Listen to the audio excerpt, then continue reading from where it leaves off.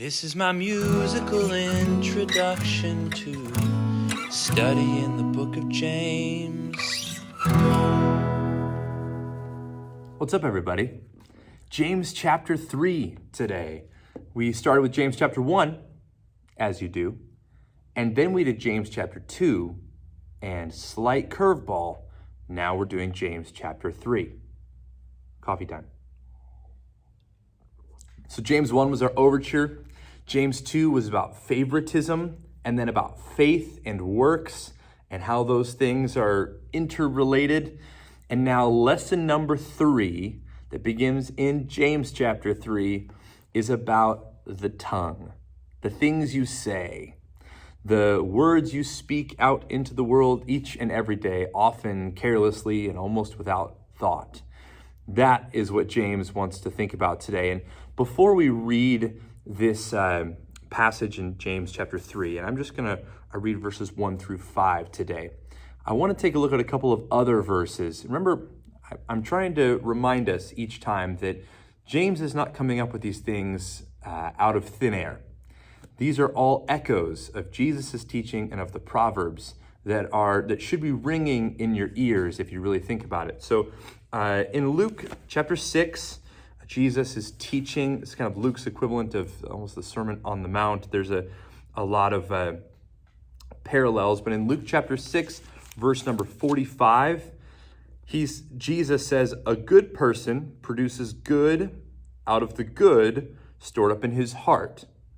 An evil person produces evil out of the evil stored up in his heart. For," here's the part, "his mouth speaks from the overflow of the heart." Out of the overflow of your heart, your internal condition, your mouth speaks. There's a couple other Proverbs that I had pulled up here as well. Proverbs 13:3, "Those who guard their lips preserve their lives, but those who speak rashly come to ruin." Proverbs 15:4, "The soothing tongue is a tree of life, but a perverse tongue crushes the spirit."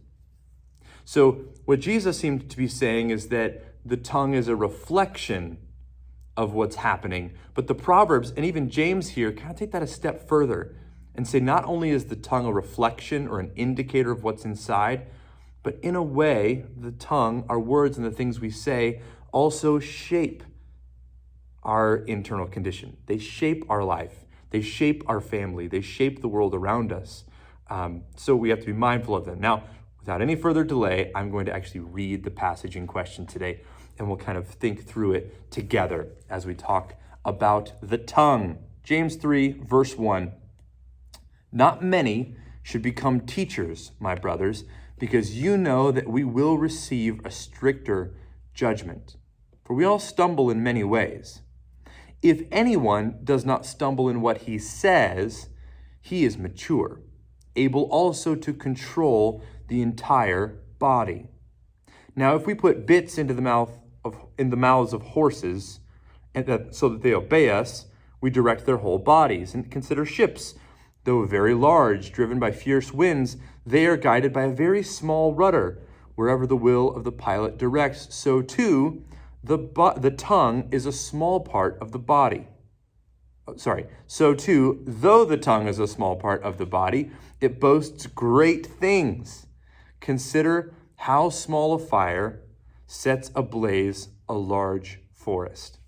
So he begins by talking about teachers.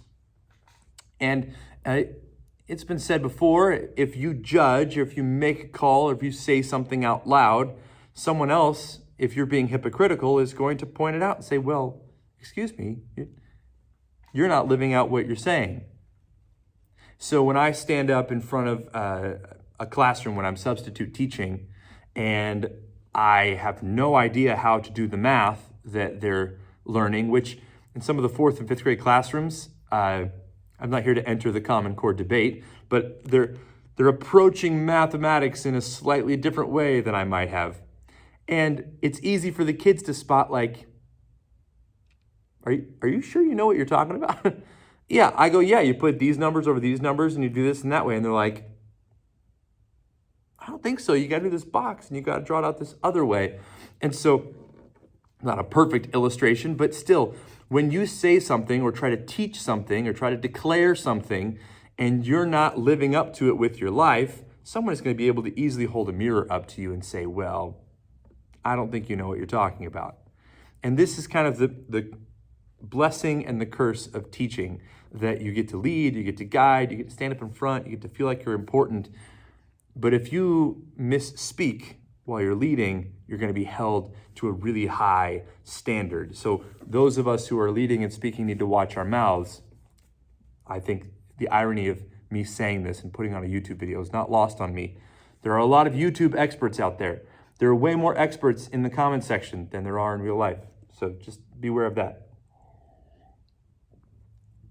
And then once we get through this idea of teaching, which I think is just kind of an entry, like thought experiment in how we speak, he actually talks about the tongue itself. If anyone doesn't stumble in what he says, he's mature and able to control the whole body. Think about it this way.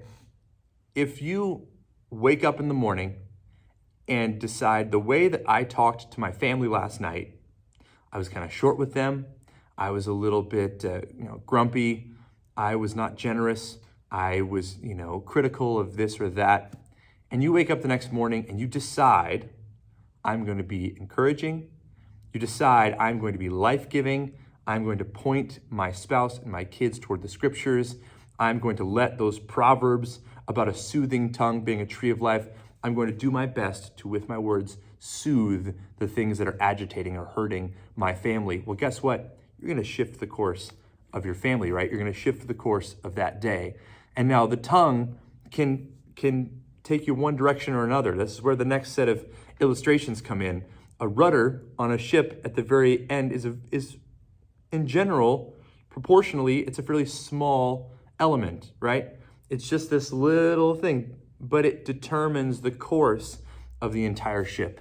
So the words you might choose to speak to your spouse and kids today, it can shift the course of your family. And then what does that change? Well, that changes your internal reality as well, right? Because if your family situation is massively more loving and caring and supporting, then you are going to be more massively loved and cared for and supported. So, friend, today, I hope that you will take a little bit of time, be very, very conscious about what you speak to others, and recognize that if you're standing up on a soapbox and proclaiming to be an expert, you better be. And that when you're speaking to those you love, recognize that you hold the course of their day, and like in the case of your kids, maybe even their life. You hold the course, certainly the emotional course of their life, in your hands to some degree. And I hope that you will make a wise choice. Now, this whole book, let's zoom back out into context here. This whole book is about a real world faith. And we just talked about a faith that's been put into action, that faith that sees good works. Let me say this. I think before anything becomes a work, it starts as a word. And before it's a word, it's a thought. So today, let's guard our thoughts and intentionally say, I'm going to make my words shape the world around me positively. And then when your words start to shape things, your works will need to follow, and I believe they will. So think, I'm going to love my family today. Speak out, I love you, family, and then actually act like you love your family today. All right? Love you. Catch you next time.